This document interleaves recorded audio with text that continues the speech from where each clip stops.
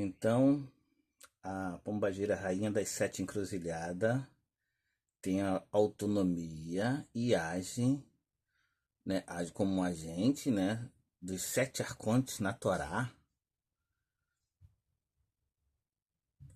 Vamos desconstruir afirmações que dizem que serem as verdadeiras, mas na verdade não passa de mais uma mentira disfarçada de verdade.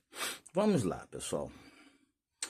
Primeiramente, né, o culto de Pombagira, ela obviamente teve influência banto, teve influência de diversas culturas, mas a cultura nasceu no Brasil. Não se ouve falar em Pombagira em nenhum lugar do mundo. Agora sim, com a propagação do culto, mas o nascimento foi no Brasil. Porque não existe nenhuma outra cultura que essa nomenclatura tenha sido presente. Nem judaica, nem de demônios, nem de lugar nenhum. Entendeu?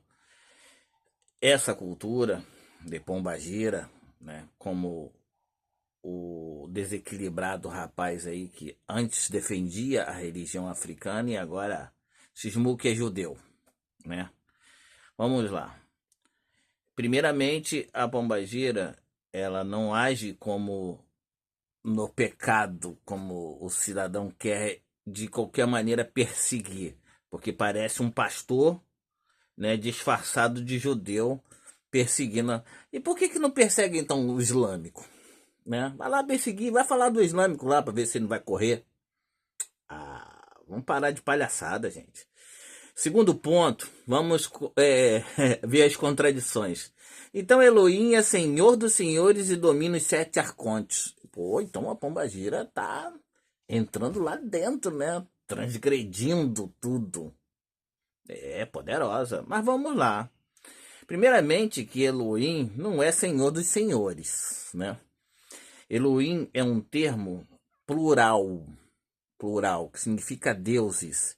E é um título, não é um nome próprio. Elohim nunca vai ser nome próprio, nem aqui, nem na China, nem em lugar nenhum. Porque Elohim é plural de deuses.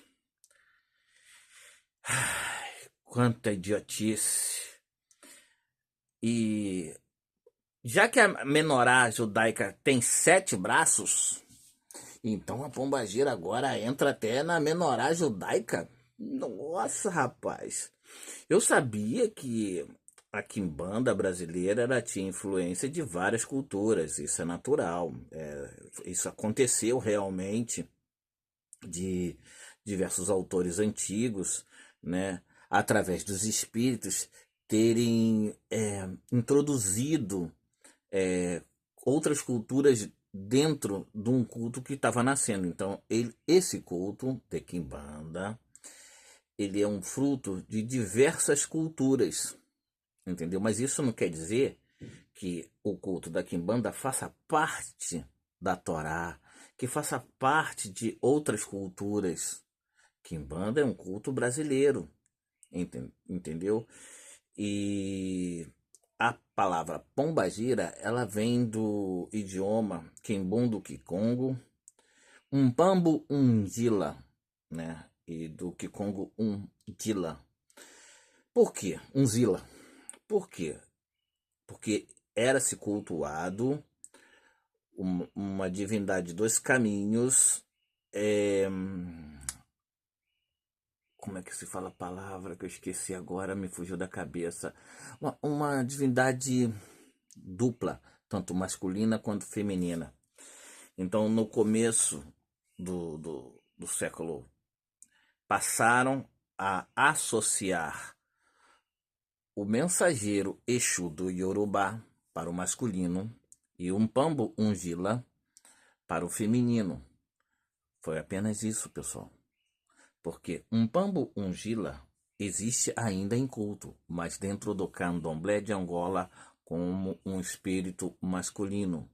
Mesmo ele sendo andrógeno, essa é a palavra que eu queria falar. Mesmo ele sendo andrógeno.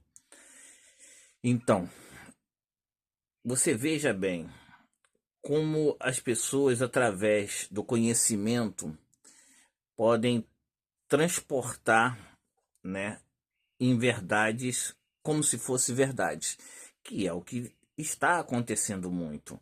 Querem impor os conceitos próprios como se fosse a base de toda uma religião. Bom, pessoal, a Quimbanda sempre existiu, né? Muito antes de ser denominada Quimbanda, né? Esse termo, para quem não sabe, vem do Ovibundo, né? Posteriormente foi adotado pelo Quimbundo, mas entre os ambundos das tribos Nhaneca, Umbi, vejam bem, era aquele. Hoje eu já diria que não seria feiticeiro, porque eu também desconhecia essa palavra, que ela vem do francês. Seria o curandeiro. O herbalista seria a melhor palavra para aquele que cultua a quimbanda. Herbalista, porque entenderia de ervas, saberia justamente quais ervas, troncos, cascas e raízes de árvores e plantas que vai curar a pessoa de alguma coisa. Então, não tinha nada a ver com feitiço, entendeu? Vejam bem, a manipulação dos elementos da natureza, né, foi-se comum atribuir a tudo que é negativo para quem não é cristão.